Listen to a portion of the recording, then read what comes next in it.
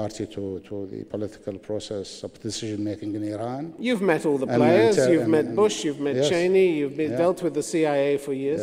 What do you think? I don't think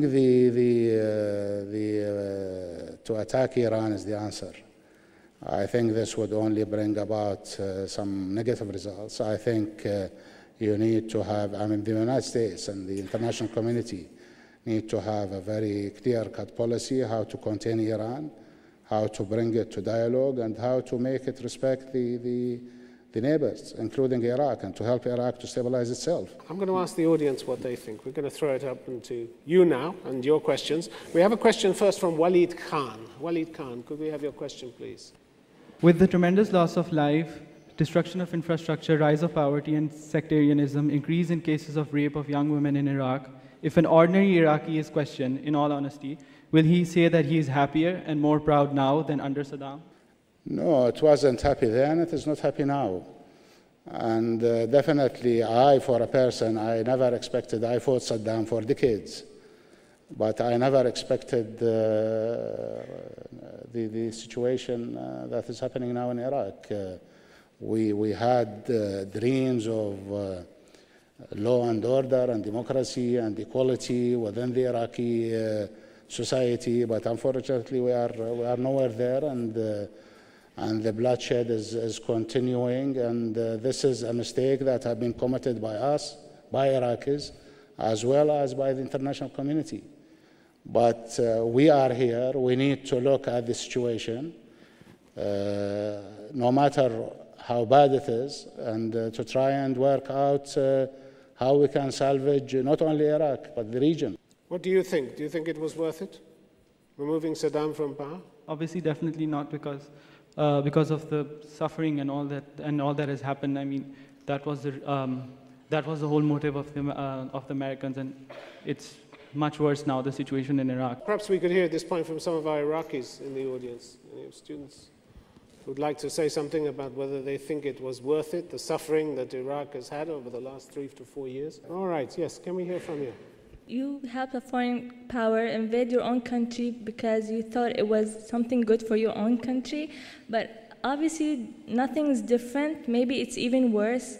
So do you think what you did with your own country was really good for a good cause?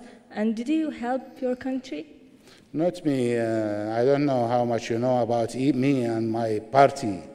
No, but the question is, do you think that you helped your country by letting a foreign power invade, or by encouraging a foreign power to invade? Definitely getting rid of tyranny in Iraq was very important, and we had no other choice.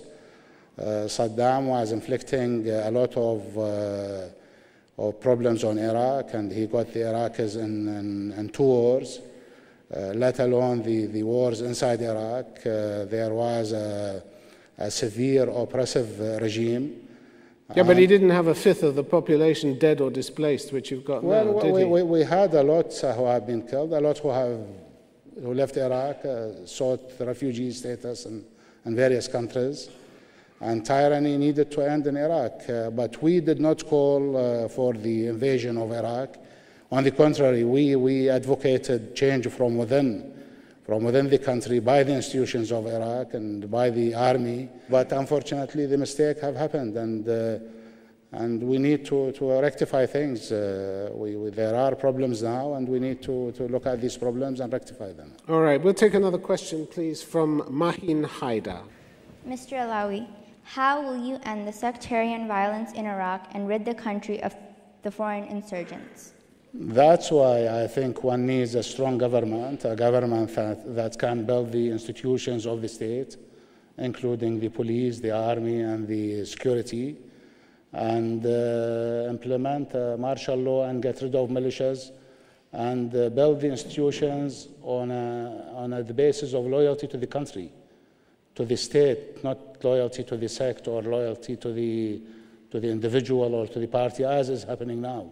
But how do you do that when the police and army are infiltrated by the militias to the extent they are? We could bring 30 to 40% out of the old army and police back into service, as I did when I was Prime Minister. We could add to this some of the existing, also 30 to 40%, because not all the existing is bad. Some of the existing is good. Some of the existing army and police. And we need to add them to the old ones and create non-sectarian forces that can shoulder the threats that are posed on the country. Gentleman in the row behind you. I'm Iraqi. I lived my whole life in Iraq until the war came, and I had to leave because my father was in the army. He was a doctor in the army. I have multiple questions, but the main thing, why didn't you wait for the change to come from the inside? People will change if they want to change. People weren't ready for the change. Secondly, you said the invasion was for democracy and bringing freedom to people and less torture. There was more freedom when Saddam was the president than now. We were oppressed during Saddam's time. Even the Ba'ath Party suffered a lot of purges and a lot of assassinations and executions. Hundreds of Ba'athists,